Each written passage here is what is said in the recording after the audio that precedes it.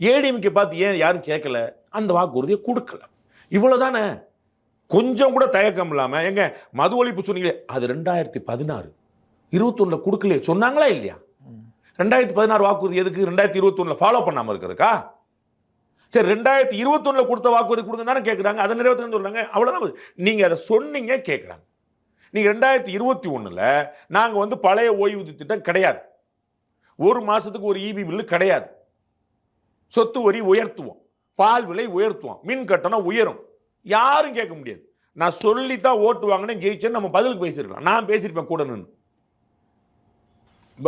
பொது சிவில் சட்டம் பத்தி பேசுறாங்க, ராமர் கோயில் பத்தி பேசுனாங்க, காஷ்மீர் பத்தி பேசுனாங்க, சொன்னாங்க செஞ்சாங்க. ஏற்குதோ இல்லையா மக்கள்கிட்ட சொல்லி தானங்க ஓட்டு கேட்டு வந்தாங்க நான் சொல்லிடுவேன். அவர் அப்படிதான் விலை ஏற்று வந்தானங்க சொன்னாலும் சொல்லுவேன். டீசல் விலையை குறைப்பேன், பெட்ரோல் விலையை குறைப்பேன், சிலிண்டர் விலையை குறைப்பேன், 100 ரூபா கொடுப்பேன். ஒண்ணு கூட நிறைவேற்றல. எப்ப கேட்குறாங்க? அதை நீங்க சொன்னீங்க செஞ்சீங்களான்னு கேட்குறேன். சமூக நீதி பேசுறீங்க கேட்குறேன். நிறைய செஞ்சுட்டு இருக்காங்க. படிநிலையில இருக்குமோ, அடுத்தடுத்த ஐடியாஸ்ல இருக்கும். எது அடிப்படை?